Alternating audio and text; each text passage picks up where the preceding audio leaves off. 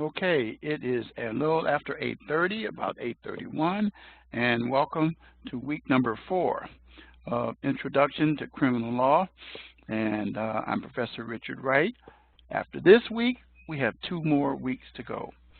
And you should be aware that if you have not turned in assignments from week 1, 2, or 3, by the end of this week, you cannot submit them. You can only submit the second half. And be aware of the fact that we're starting the second half as of yesterday. So we got 3 more weeks to go in this course. And you should be aware also that the quiz that you took in week 3 covers chapters 1 through 3, and that the quiz that is coming up, that will be in week 6, will cover weeks 4 through 6. So you don't really have to worry too much about the information from weeks 1 through 3 for the exam. But they are beneficial in terms of completing assignments, in terms of helping you. So let's go right into our module and share with you what's on here. And you guys are familiar with all of this stuff here. And let me lower this. There we go. There. And let's see, put that back a little bit. I like that. There we go. So we'll go all the way down, and you see that your rubrics are contained in each weekly assignment, which I show you, and then your discussion rubric. You also see that the recordings from week 1, 2, and 3 are located here. Week 4 will be here after today. So let's look at the announcement for week number 4. In this week, we will be covering crimes against government and public order. And I sent you the PowerPoint for Chapter 8 of the textbook to be able to outline the chapter. And then we're going to discuss domestic terrorism, obstruction of justice, resisting arrest, fleeing from police, disorderly conduct, and conclude with free speech. And then once again, you know how to deal with the key terms for practice and to prepare for the quiz that will be coming up in week number 6. But it gives you practice, and I highly recommend continuing to practice those quizzes each week. Don't wait until week 6 and have to go back, even though you can go back then. But these quizzes are designed to help you to see how well you retain the information from each weekly module, in this case, Module 4. And then your discussion assignment, which is due tonight, 11:59 p.m. Central Standard Time, obstruction of justice. And then your reply post is due Saturday, 11:59 p.m. Central Standard Time. Finally, your written assignment, fleeing or eluding police, and it's due this Sunday at 11:59 p.m. Central Standard Time. And please take the time to complete the mid-quarter survey as well. So now let's take a quick look at the course calendar. As you can see, as it populates here, there it goes. You see where we are. Today is the 27th. Your initial post, your live lecture, and again, as I said, you can click on it and you will see the information as well. And there we go. And then your reply post, the 31st, the last day of the month, and the first day of September, your written assignment is due, which you'll find details in the module. It tells you that. Check the module and rubric. And then your key word or phrase that I give you as well. And then, even though Monday, the 2nd, is Labor Day, you still have the reading to deal with. So you'll have the live lecture on the next day as well. And you'll see, too, as we go into September, that the actual course ends. Next week being Labor Day week. The following week is it. Course ends on Friday the 13th. All assignments, not some, must be in by 11:59 p.m. Central Standard Time on the 13th, not the 14th, not 12 o'clock on the 14th, not on the 15th. Oh, I thought that the course was going to end with assignments on the 15th because all assignments are due on Sundays. Not this time. I thought that reply posts were going to be due on Saturday like they normally are, not in week 6. Okay? So you have it right here. So there's no excuses at all. All right? So now let's get into dealing with the module itself. And let's go to week 4. And let's take a quick look at your requirements for the assignments. I've already discussed the discussion post, and you're going to use this scenario. And then you're going to, for initial post, take this scenario and consider the Terry versus Ohio case involving a Terry stop.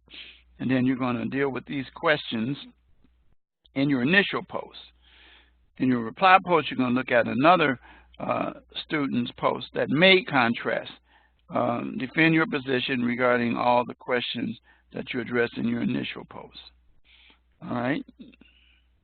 And then your written assignment is here. Okay. So we're going to be looking at, in this module, crimes against government, free speech, disorderly conduct, obstructing, resisting, and fleeing from the police. So you're going to look at the challenges that police officers face as they pursue a fleeing vehicle and the decisions that they must make. And you're going to look at the options.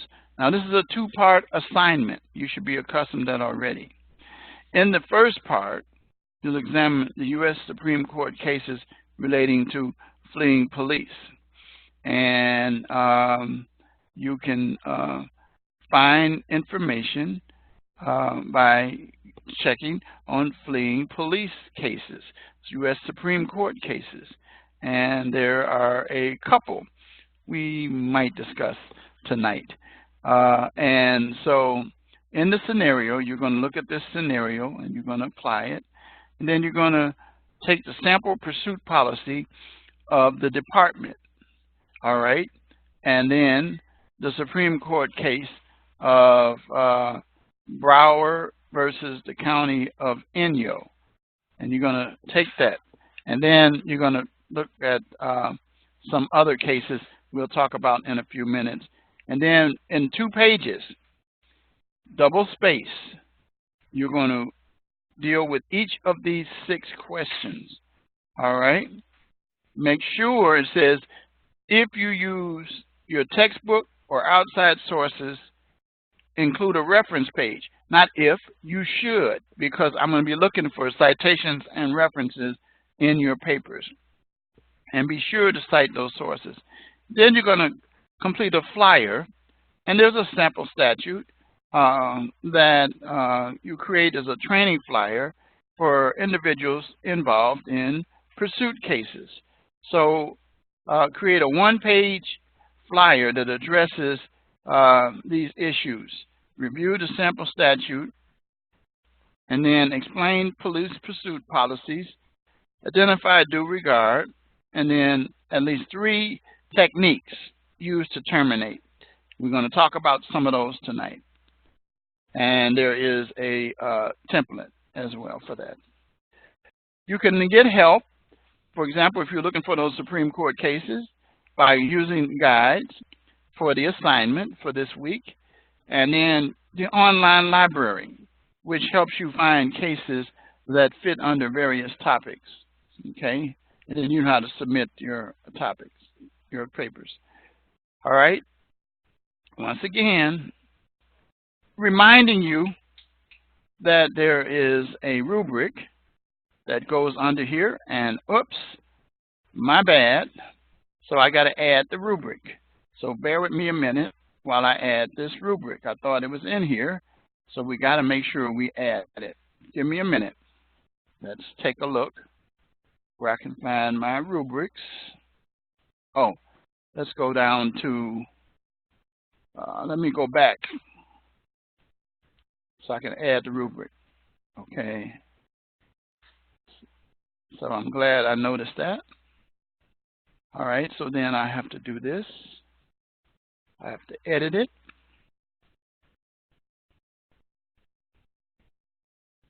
And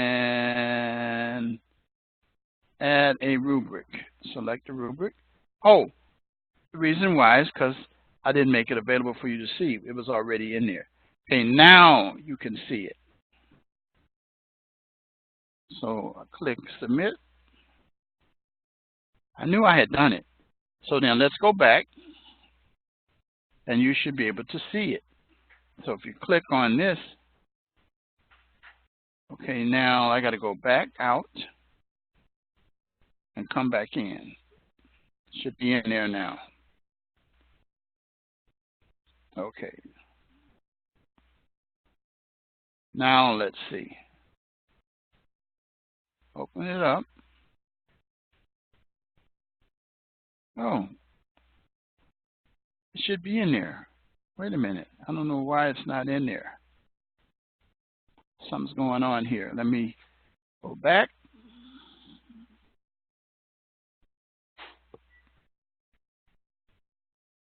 Let's go assignments. Maybe it didn't take. Let's do edit.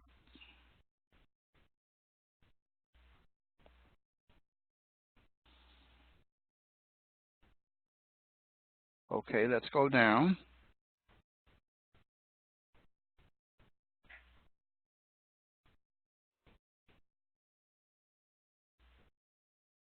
Okay, let me hit submit. That might be why I didn't do it.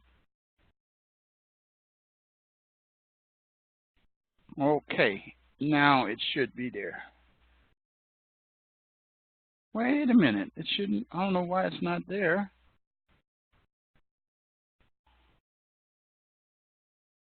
This is a mystery.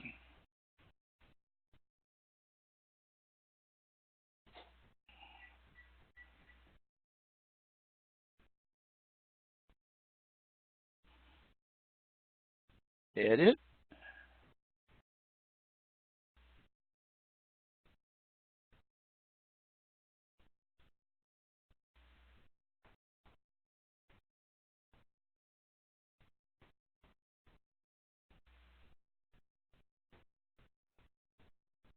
Okay, I got to go back. I don't know what's going on here. Got to go back. This is not working right. Okay.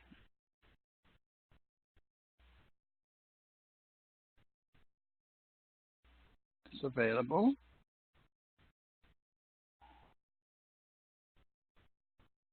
Okay, now I got to go down and see the rubric. Edit it. Come on.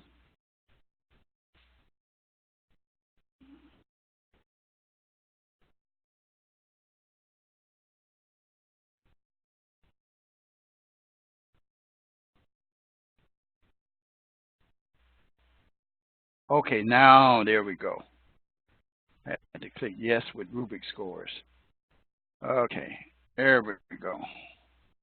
Now it should definitely be here, or else we got a bigger problem. There we go.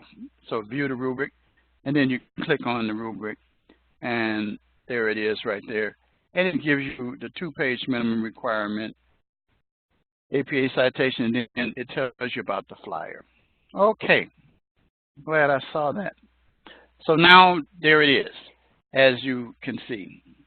So you know what you got to do based on what I've said a few minutes ago.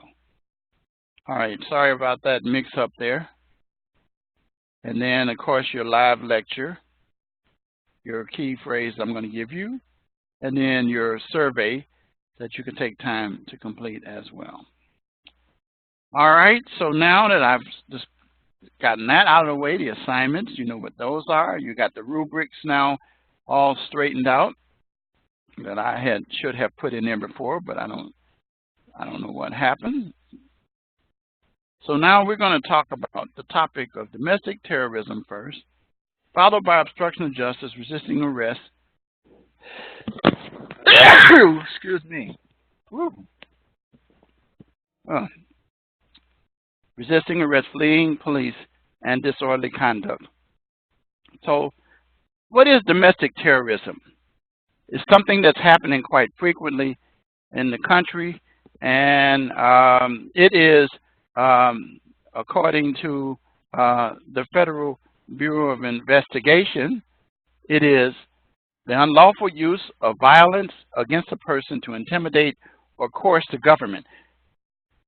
The civilian population on each segment infers of a social political objective. Now, the point of the matter is that the terrorism that's done is usually done not to strike out an individual, but to a group of people, maybe on the basis of their race, their sex, their national origin, their religious beliefs, or some other agenda that they may have.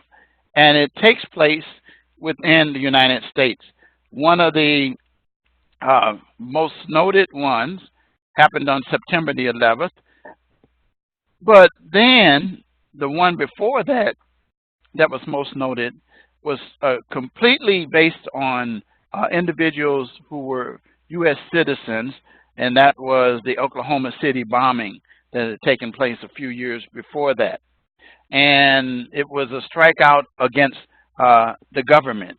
And they use any cause that they feel is beneficial. They use bombs, they use fake bombs, they use powder like anthrax, they use guns, as now we are finding out. So the question was the shooting at Mandalay in Las Vegas a domestic terrorism activity? Well, we don't know the answer to that because of the fact that they're still trying to find out about the background of the guy who did the shooting. Many times you will discover that when individuals commit these mass shootings, like the one at Walmart that happened recently down in El Paso, and other parts of the country, the Orlando nightclub where the killing took place, you're aware of the fact that it was based upon the race or the national origin or either the sexual preference of individuals. And so, therefore, it doesn't have to be sponsored by a government entity, but oftentimes there is a government entity. And what happens is whenever there's things like what happened in Oklahoma, not Oklahoma City, but what happened in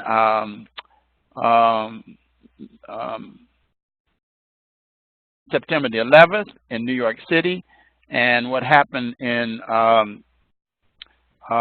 Orlando, Florida, various groups such as ISIS or Al-Qaeda will try to claim some responsibility for that. And once again, so we're at an age now where that's why Homeland Security was created, because of the terrorism that took place on September the 11th. So look at how the statute defines international terrorism. International terrorism is dangerous to human life and occurs outside of the United States or upon U.S. soil of a foreign organization, such as an embassy in another country or either a military compound in another country from the United States. And in those instances, the purpose is to intimidate the civilian population, influence the policy of the government by intimidation, by killing these groups of people, and trying to get the government to go along with some program, or either, as I just generally say, making a political statement. And so it happens all the time. And as I said earlier, the 9/11 or September the 11th is an example of international terrorism because they were carried out on U.S. soil by foreign terrorist groups. So if it's domestic, which is what Oklahoma City was, what the Mandalay Bay was, then it's different. But one of the clearest international forms of terrorism that existed, as I said, that revolutionized and changed how we fly, how we began to enter public places, how we come together, happened September the 11th. And you should be aware that 911 was an acronym. As you may know or recall, that 911 is an emergency call. It's a call that's generally been used to call the police or to call first responders in the event of some bad situation occurring. But what they were doing, they took that date on the calendar to say, this is an emergency situation for us. You need to stop what you're doing and pay attention to us because we have performed a very catastrophic act. And you know that during that time, when it happened, there were so many people killed, and that this was the most major domestic terrorism that happened on an international level in the United States.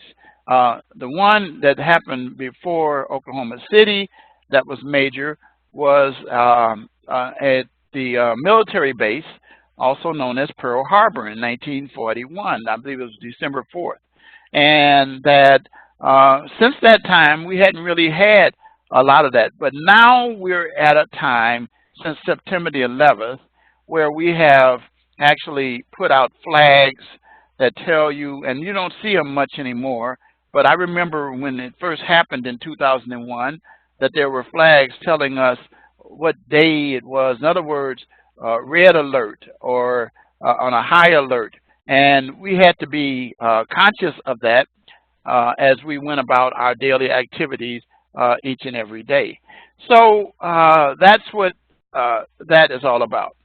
Now, on the other hand, as I talked about, domestic terrorism, an example is Timothy McVeigh dealing with the federal building in Oklahoma City, and that a large truck bomb that killed 168 people, including children, and injured more than 600 men and women and children.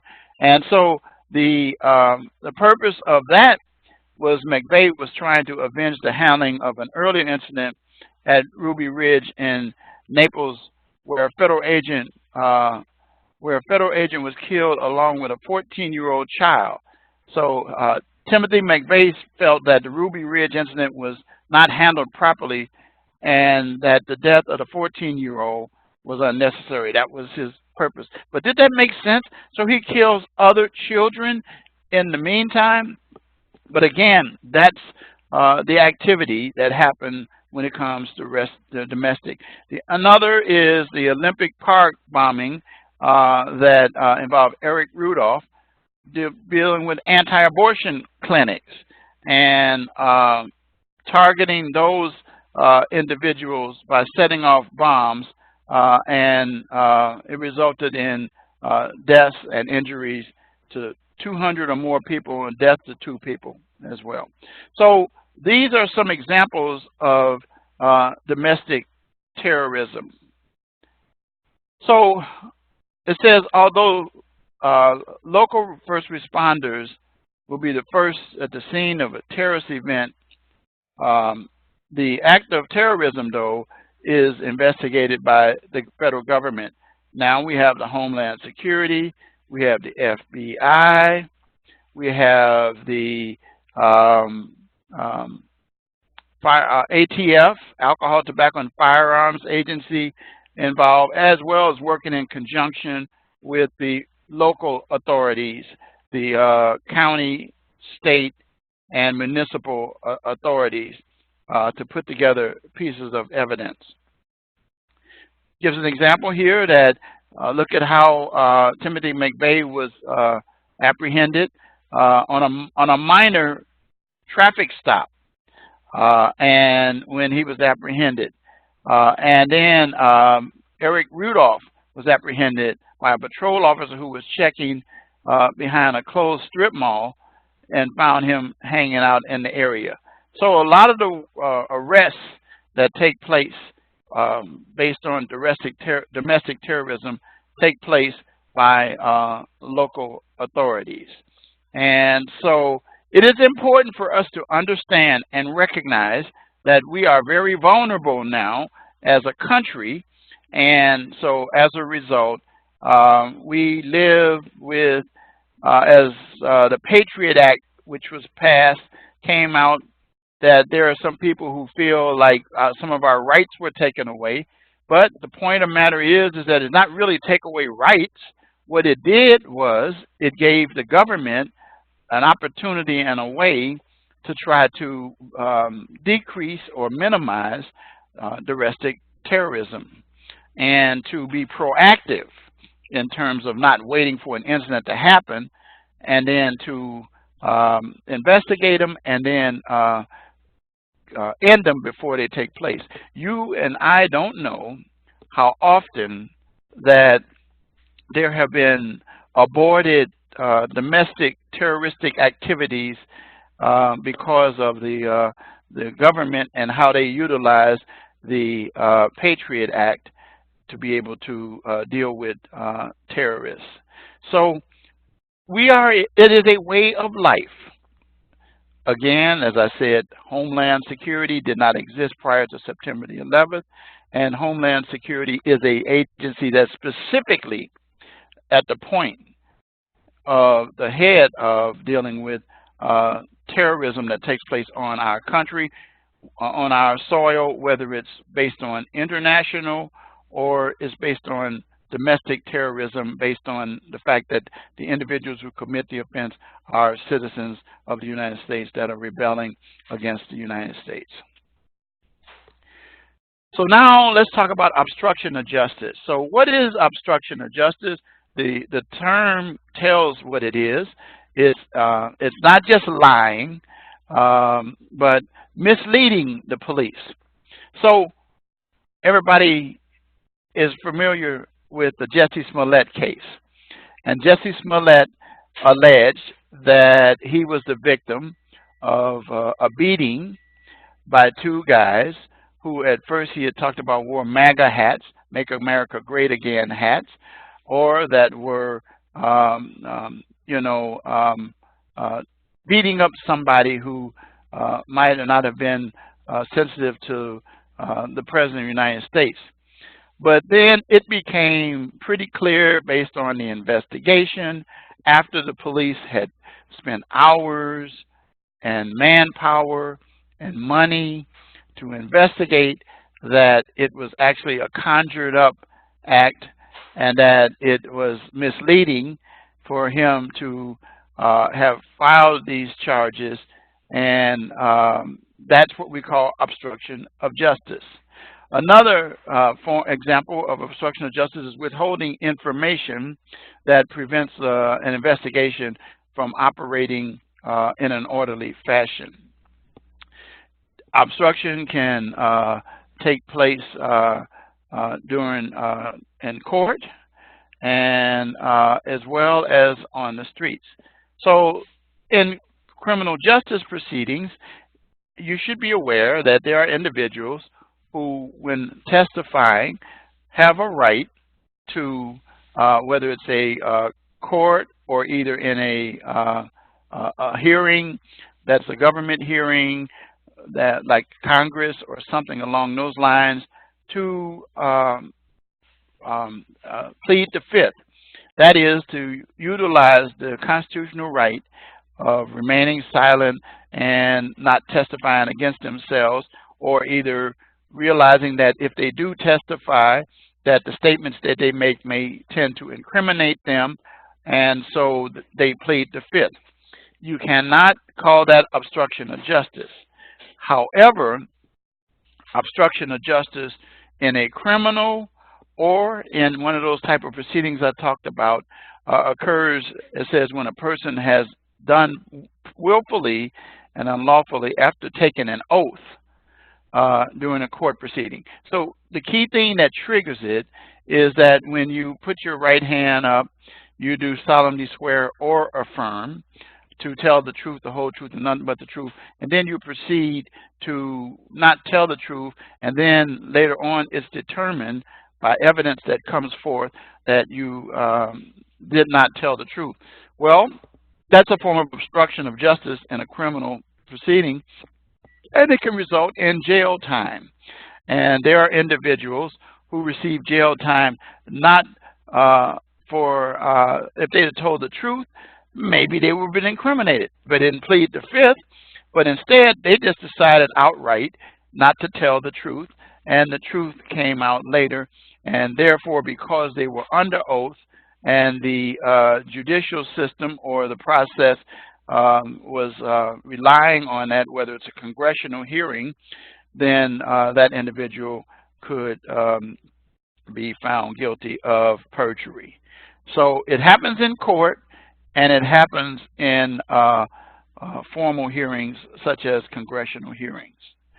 So obstruction of justice on the streets can occur when a person deliberately mislead police, as I was talking about the Jesse Smollett case, when they lie or mislead the police in the performance of their duties. And I gave you one of the clearest examples. Now, it says here clearly what I shared with you, that people are not required to talk to the police when questioned. They can operate under the basis of the Fifth Amendment and remain silent. However, though, if they choose to answer, then it needs to be honest. And that's the same thing that happens in formal court proceedings as well. Okay? And it talks about what can happen in certain jurisdictions, such as the state of Kansas, and probably almost any jurisdiction, interference with law enforcement, prohibiting, obstructing. States that interference, obstructing is false reporting. We already talked about that, to a law enforcement officer, agency, or investigative agency. And then you can materially conceal this type of information. And there's some examples down here, but I've given you some really good examples in cases, okay? And this article here gives some obstruction related to a homicide investigation, which take place quite frequently. It says, in Ohio lays it out in their statute. It says no person who in the public area should refuse to give their name, address, date of birth when requested by a law enforcement officer. So in other words, you don't get the benefit of the Fifth, and they don't feel like it's violating the Fifth, even though someone could challenge that.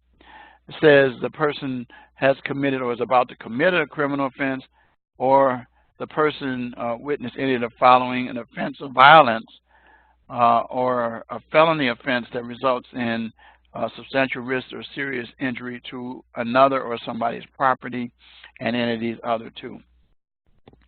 So look at what it says here. It says in Ohio, a person engaged in or witnessed any actions outlined in that statute has to identify themselves by a law enforcement officer. And if they fail to disclose personal information, that is, very simply, their name, their address, and date of birth, they'll be arrested for a misdemeanor offense. And doesn't require the individual to provide anything beyond that personal information. And as you know, Ohio is the state where the U.S. Supreme Court Terry stopped, Terry versus Ohio, which you got to be familiar with this week because of your written assignment. And so you need to determine, we call the old stop and frisk law that exists. Okay, and then there's other jurisdictions that require you to produce ID and things of that nature. Okay, all right, so you can look at these articles, and says you have to give your name, and it says court decisions show that individuals generally do not enjoy a constitutional right to review that kind of information when asked by law enforcement officers, and you can click on that and take a look at that. Continuing on, moving right along, dealing with resisting arrest. So if you are under arrest or placed under arrest and you do anything to, should I say, fight against it or flee or anything like that, then you can be charged with resisting arrest. Now, how do you know if you're under arrest? Very simply, and I've stated this many times, the question is, are you able to go? Are you free to go? Officer, am I free to leave? If the answer is no, then you are under arrest. That means that you are in custody even if you haven't heard the word arrest. But look at the way it's described here with explicit and implicit custody. Explicit is clear when a law enforcement officer says you're under arrest. Okay, that's as clear as you can get. Implicit is less clear based on what I just said earlier, is what a reasonable person would believe at the time of an encounter. So when the individuals reasonably, now that's the reasonable person issue, are not free to leave during the encounter. And then in that case, you can consider yourself under arrest. So what does that mean? Also, for purposes of the Miranda warnings involve if you're under arrest and then you are asked questions by the police. You do have a right to remain silent if you're under arrest by the police. So let's say if you're under arrest and then they ask you your name or any information about yourself. Remember earlier I said you had to give that. Do you have to give that without the Miranda warnings? The answer is probably no, because at the point that you're in custody and you're under arrest, the whole situation changes. However, if you're under arrest, there had to have been probable cause to place you under arrest in the first place. That would be unrelated to any of the questions that might be asked after that. So the bottom line is that all information that is elicited after you are under arrest, you need to have, those individuals need to be Mirandized. Okay? And so police officers, law enforcement officer has to constantly determine and be mindful as to whether a person is under arrest or not, whether implicitly or explicitly. And the key thing is then, otherwise a shrewd lawyer like myself, the way I did when I was a criminal defense lawyer, could have individuals released by quashing the evidence that's seized after a illegal, not search, but after illegally questioning and obtaining a statement of confession or some other information. Resisting arrest can be such as punching or kicking at an officer, tension that the officer feels that the person is trying to not cooperate with them. And then it tells you in some states resisting stop, frisk, halt, arrest by stating it is a Class A misdemeanor for a person to intentionally prevent or obstruct someone known to be a law enforcement officer or anyone acting in the law enforcement officer's presence and at their direction from effectuating a stop or frisk or halt or arrest of any person by use of force against the officer or another. Okay. Now let's get to the final part, I believe that is. No, we got disorderly conduct. So we'll talk about fleeing police. Now, when you reach the stage and you resist arrest, and then you flee, that is, you take off, and that's like running away or getting into a car. In other words, you're trying to get away from the officer, and all states, in all 50 states, have criminal laws that prohibit um, fleeing from police in a vehicle, and that's what we primarily look at here, because it's quite clear that you can't shoot a fleeing suspect unless they have a weapon or appear to be dangerous to someone else. There have been police officers who have been investigated, disciplined, and at least one I know has been prosecuted for shooting a fleeing suspect. And I'm not talking about Laquan McDonald. I believe there was one in North Carolina, a guy by the name of Scott. I think his name was George Scott. But at any rate, individuals, police officers, can't use that excessive force in that. So let's talk about vehicle pursuits. And you need to be paying close attention because this is part of what you're going to have to do in your paper. So when you have a vehicle and the police officer is going to have to participate in what we call a chase and to apprehend you, many jurisdictions have policies within the agencies as to how police officers should conduct themselves in those pursuits. There are also various techniques that I'll share with you in a minute as to how the police are able to stop individuals and also what they need to do.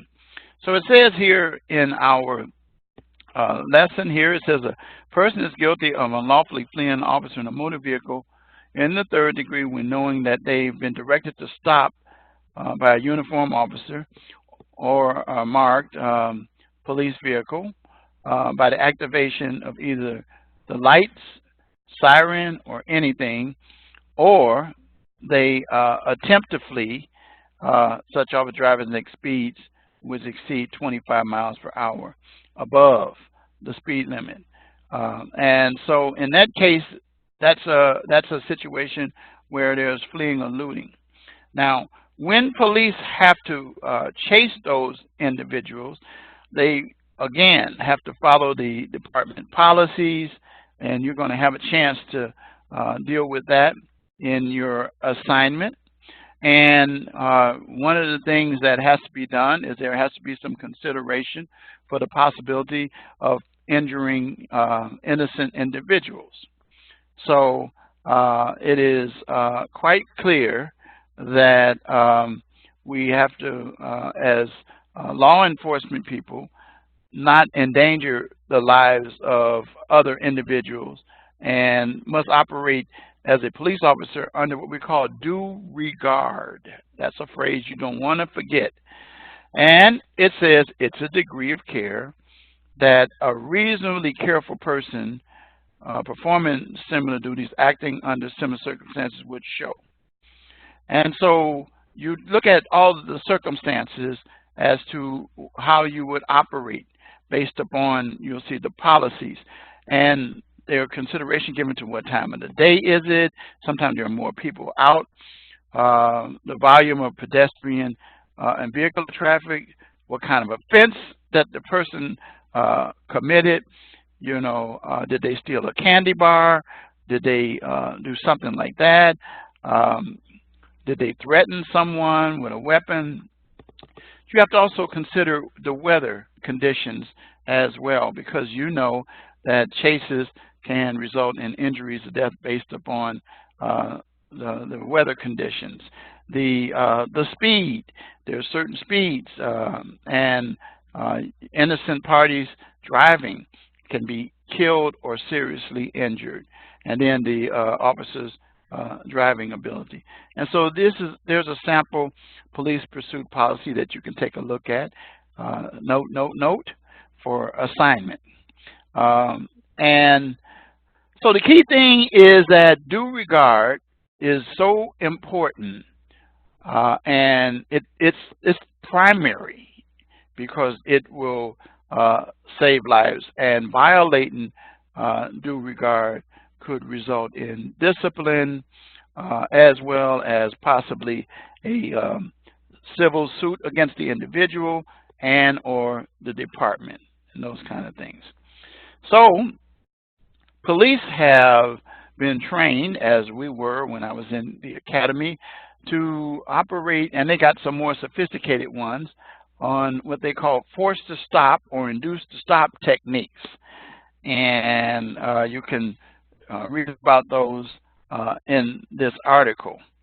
But there is a famous case, Scott versus Harris. There's a tidbit for you. Forced to stop techniques include ramming the individual, using a full roadblock, and to cause the individual to stop or either run through the vehicles. And if you're going to use these techniques, deadly force has to be justified. So deadly force is a behavior that imminently causes or threatens to cause bodily harm or death to a police officer or another person. That's when deadly force is justified. Okay, going back again, is imminently caused the person or individuals imminently cause or threaten to cause great bodily harm or death to the police officer or to another person. Okay.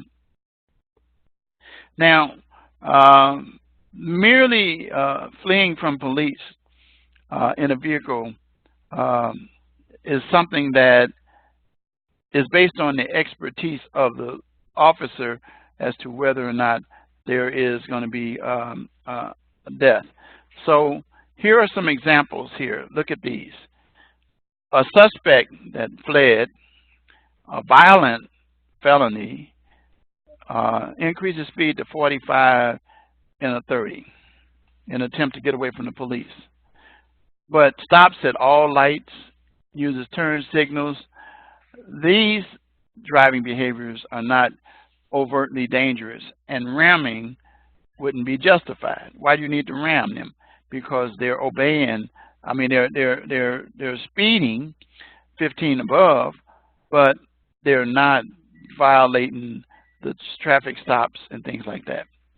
The same suspect is doing 90, though, on the other hand, in a 30, and doesn't have regard for the traffic signals. This is where ramming is justified. So what you're looking at, if you're thinking about what I'm saying, is that you're looking at ramming kicks in when it appears that that individual is already involved what we call overt action that could result in the possible death or serious injuries of law enforcement and or innocent parties as well. So take a look at the Scott versus Harris case. I'm not going to give you any clues about it. You can use that as part of your research, remember, for your assignment. So let's look at induce to stop techniques. We had talked about that earlier, where you were trained. They call them PIT, or pursuit intervention techniques, and they show you how to make certain contact with the target on the side. And then the key thing here is that you have to be careful about where you are when you do those things. This is just a few. Here's another one. Stop sticks. Oftentimes you've seen that where they put those across the road, and they're placed so that individuals run over them. They'll get flats, and it'll slow them down or either maybe stop them. Let's go back. Partial roadblocks. is where the squad cars are placed out there, and stop sticks can be also included right there as well. I think we got stop sticks. And then boxing in, where the vehicle is, there's cars in front, there's cars behind, and it'll eventually bring the individual to a stop. So those are just some of the techniques that we have in terms of what we call pursuit intervention techniques. The key thing is to get the individual to stop without hurting innocent parties. Okay. So now we're going to conclude with dealing with disorderly conduct and free speech. Now, you should be aware that the difference between disorderly conduct and free speech is basically that, first of all, free speech is protected by the First Amendment of the Constitution. But disorderly conduct or breach of peace prohibit the use of obscenities, profanity, boisterous language that can cause a breach of the peace. So if you are yelling that type of thing out loud, and particularly at a person, not just expressing out loud, then we get to the disorderly conduct. Every person maliciously and willfully disturbs the peace or quiet of a neighborhood, family, person, by loud, unusual noise, by tumultuous, offensive conduct, and it goes on to talk about other things, is guilty of a misdemeanor, and it gives that kind of thing. Okay, and so then we other laws such as harassment, threat, libel, and slander forbid speech. But then we get into libel and slander. We get into civil suits there.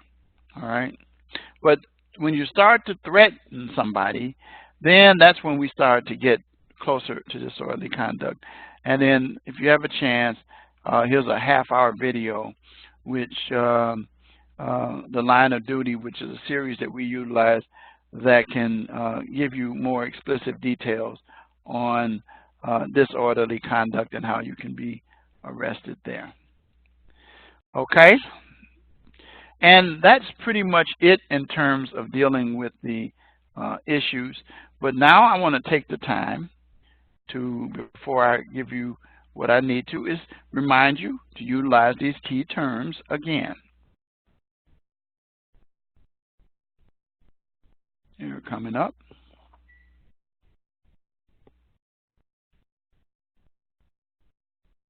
Kind of slow today with the computer. And it's going to come.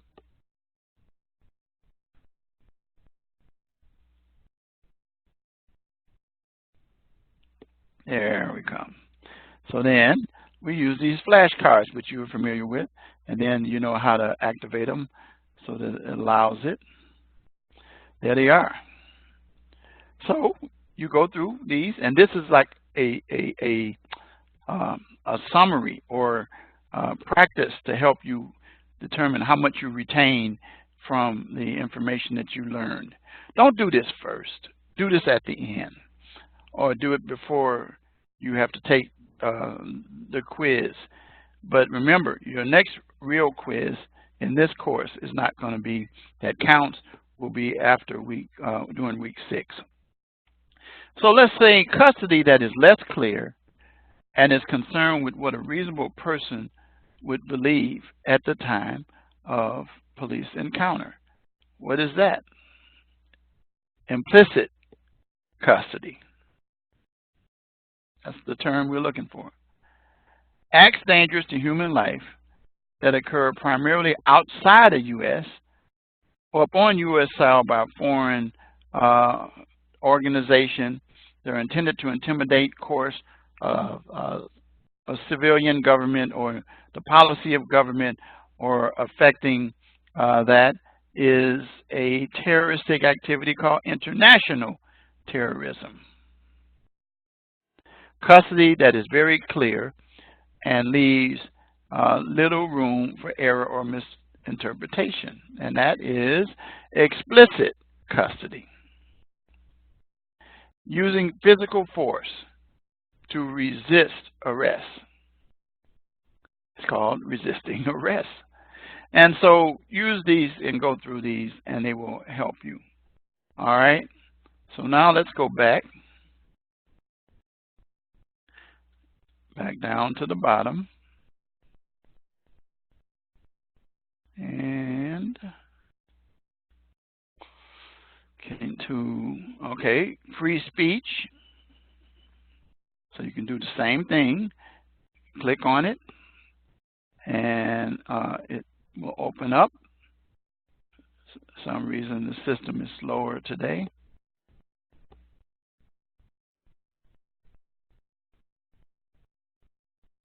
Okay, it will open up eventually. Sometimes the Blackboard system slow. There it comes. So then you start the activity. A man is walking in the middle of the street in a busy downtown entertainment district yelling profanities. Is this free speech or disorderly conduct? Disorderly conduct. Okay, because it's actions that are likely to create a breach of the peace. Abortion activists standing on a street corner holding signs of aborted fetuses that some citizens have cited offenses. Is this free speech or disorderly conduct? You might not like it, but it's this. Okay? You might not like it. It's not based on whether you like it. Edward is watching a movie with some friends inside a theater that is half full. Edward says to his friends, "Watch this," and yells, "Fire," causing 10 patrons to run out of the theater. One patron calls police and complains. Is this free speech or disorderly conduct? There's a famous case that we studied in college and in law school. This is definitely not free speech because it can result in a breach of the peace. And then the last one I'm going to do, animal protesters are standing on a sidewalk holding signs of abused cattle and chanting, "Save the cows." Disorderly conduct or free speech? There it is. So you go through those, and then you will see. But if you think about all the scenarios that they put all together, these are the kind of things you're going to run across when you have your quizzes, and you'll see that. And then the last thing is the practice quiz, which is taken, some of the questions are taken directly from the material from the chapter and are very, very, very much on point, and in one form or another will appear, I guarantee you, in the exam.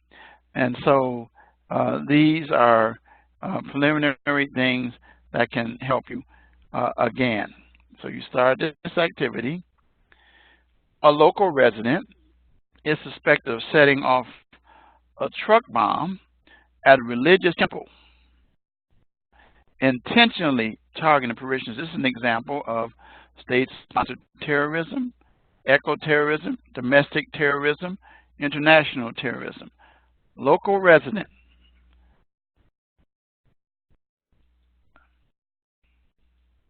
Domestic. Okay?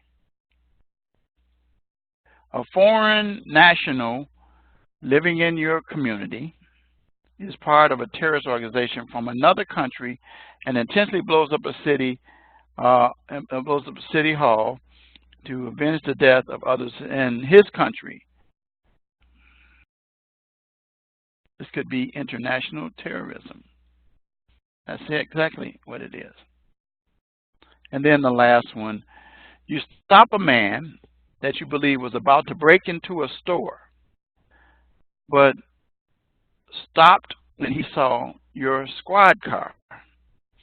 You question him and he lies about his name, what will you place him under arrest for? Burglary, resisting arrest, perjury, or obstructing? It could be perjury. Remember, he's not under oath, so therefore it's going to be obstructing. Okay, and those are just some of the questions that you will you encounter in terms of this. Okay, so I am going to adjourn this session, and I'm going to give you a phrase, and the phrase is moral values. That's it. I'm not going to repeat it again. That's what you get. You get those points. So with that, I'm going to say good night. Enjoy your weekend, holiday weekend, but remember, keep up with your work. Remember, the quarter is coming to an end after that, and I'll see you next week promptly. Any questions, reach out to me. You know how to do that. Good night.